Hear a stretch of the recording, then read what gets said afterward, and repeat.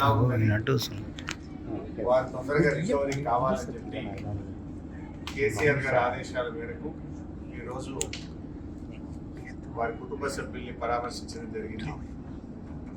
డాక్టర్లతో కూడా మాట్లాడాం. ఆ దేవుడి దయ సంతోషం. అబ్బాయి ఇప్పుడు కొంత కళ్ళు తెరుస్తూ ఉన్నాడు, కొంత కాళ్ళు చేతులు కూడా ఆడిస్తూ ఉన్నాడు. తన నొప్పిని కూడా ఏడుపు రూపంలో తన నొప్పిని కూడా కొంత చెప్పగలుగుతున్నాడంటే it is a good symptom. Recovery అవుతున్నాడని అనిపిస్తూ ఉంది. డాక్టర్లు అయితే కాన్ఫిడెంట్గా ఉన్నారు. తప్పకుండా వారికి మంచి వైద్యం అంటే అన్ని రకాలుగా ప్రత్యేకమైన శ్రద్ధ చూపించి వారికి అత్యుత్తమమైనటువంటి వైద్యాన్ని అందిస్తున్నామని డాక్టర్లందరూ కూడా చెప్పడం జరిగింది. మరి కిమ్స్ చైర్మన్ గారు భాస్కర్రావు గారు కూడా ప్రత్యేకమైన దృష్టి పెట్టి ఆ అబ్బాయిని మళ్ళీ పూర్తి స్థాయిలో నయం చేసి బయటకు వచ్చే విధంగా ప్రత్యేకమైన శ్రద్ధ పెడుతున్నామని చెప్పి డాక్టర్ భాస్కర్రావు గారు, అదేవిధంగా అబ్బాయికి వైద్యం అందిస్తున్నటువంటి నిపుణులైన డాక్టర్లందరూ కూడా చెప్పడం జరిగింది. మేము కూడా బీఆర్ఎస్ పార్టీ తరఫున ఆ భగవంతుడు అబ్బాయిని ఆశీర్వదించాలి. తప్పకుండా అబ్బాయి మళ్ళీ మంచిగా నయమై మరి పూర్వస్థితిలోకి రావాలని చెప్పి మేము ప్రార్థిస్తా ఉన్నాం. వారి తండ్రి గారు భాస్కర్ గారికి కూడా కేసీఆర్ గారు మమ్మల్ని అందరినీ పంపారు. మీరు ధైర్యంగా ఉండండి, తప్పకుండా బాబు బాగవుతారనే ఆత్మవిశ్వాసాన్ని ధైర్యాన్ని కూడా వారికి ఇవ్వడం జరిగింది. వారి అమ్మగారు రేవతి గారు చనిపోవడం చాలా దురదృష్టకరం. మరి జరిగిన సంఘటన చాలా కుమారుడిని ఎంత గట్టిగా పట్టుకున్నది అనేది మనందరం కూడా టీవీలో పత్రికల్లో చూసాం, వీడియోలు కూడా చూసాం. అంటే తల్లి కొడుకుల అనుబంధం ఎంత గట్టిగా ఉందో, తన ప్రాణాన్ని విడుస్తూ కూడా కుమారుడిని ఎంత బలంగా పట్టుకుందో కూడా మనం చూసాం.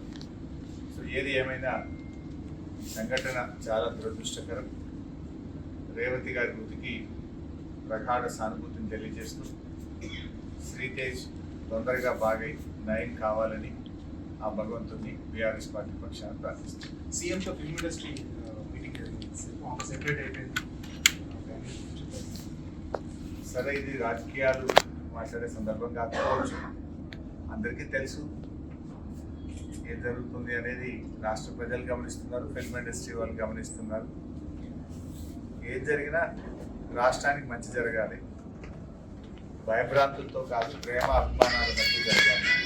ఏదైనా రాష్ట్రం మంచి కోసం ఆలోచించాలి. అందరూ బలవంతంగానో భయభ్రాంతుల మధ్య కాకుండా ప్రేమ అభిమానాలతో మంచితనంతో మంచి జరగాలని కోరుకుంటాం. ఇప్పుడు ఎందుకంటే మేము వచ్చింది ఆసుపత్రి, ఇక్కడ మేము రాజకీయాలు మాట్లాడడం మాకు అంత పరిస్థితి సరైన సందర్భం కాదు. You only pray the God. Sritej బాగా కావాలి, తొందరగా బయటకు రావాలని ప్రార్థిస్తున్నాం. ప్రతిపక్షాలే దీన్ని రాజకీయం చేస్తున్నాయని అధికార పార్టీ ఆరోపిస్తుంది. సరే, నేను రాజకీయాలు మాట్లాడాలంటే నువ్వు పదే క్వశ్చన్లు రాజకీయమైన క్వశ్చన్లు వేస్తావు, చెప్తావు. ప్రతిపక్షాలు రాజకీయం చేస్తుందా, ప్రభుత్వం రాజకీయం చేస్తుందా అందరికీ తెలుసు కదా. నేను మాట సింపుల్గా అడుగుతున్నాను సార్. 12 రోజుల తర్వాత కదా ముఖ్యమంత్రి స్పందించింది. యాక్సిడెంట్ జరిగిన తర్వాత శ్రీతేజ్ను ప్రభుత్వం ఎందుకు స్పందించలేదు? ఒక మంత్రి గారు వచ్చి ఎందుకు పరామర్శించలేదు? 12 రోజుల తర్వాత అసెంబ్లీ వేదికగా నువ్వు మాట్లాడి అప్పుడు కదా నువ్వు స్పందించింది. మరి 12 రోజులు ఎందుకు స్పందించలేదు? ఆ 12 రోజులు ఏమైంది? శ్రీతేజ్ ఎంత ముఖ్యమో రాష్ట్రంలో ప్రతి పౌరుడు కూడా అంతే ముఖ్యం కదా. గురుకులాల్లో 50 మంది విద్యార్థులు చనిపోతే ఒక్క మంత్రి పోయి పరామర్శించలే. దానికి మంత్రిగా ఉన్న ముఖ్యమంత్రి గారు కూడా ఒకరోజు పరామర్శించలేదు. ఎందుకు వెళ్ళలేదు ముఖ్యమంత్రి గారు? మరి వెళ్ళి ఆ కుటుంబాలకు కూడా ప్రభుత్వం ఆదుకోవాలి కదా. ఆ తల్లిదండ్రులకు కూడా కడుపుకోతనే కదా. ఆ కడుపుకోతపై గిరిజన విద్యార్థులు, దళిత విద్యార్థులు, బీసీ విద్యార్థులు 50 మంది చనిపోతే ఎందుకు ప్రభుత్వం ఆ రోజు స్పందించలేదు? చట్టం అందరికీ సమానంగానే ఉండాలి కదా. చట్టము అందరికీ సమానంగా ఉండాలి కదా. ఈ రాష్ట్రంలో సాయిరెడ్డి అనేటువంటి మాజీ సర్పంచ్ చనిపోయి సూసైడ్ నోట్ రాస్తే ఈ రోజు వరకు దాని మీద ఎఫ్ఐఆర్ ఇష్యూ కాదు. ఈ రోజు వరకు దాని మీద కేసు నమోదు కాదు. బాధితుల్ని ముఖ్యమంత్రి తమ్ముళ్ళని అరెస్ట్ చేయలేదు.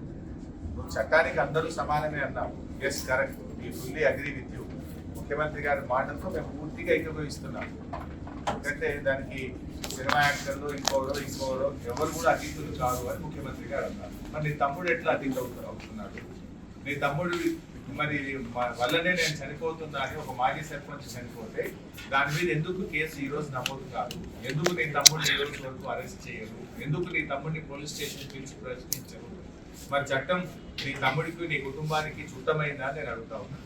హౌ ఇట్ ఈస్, ఏ రకంగా కరెక్ట్?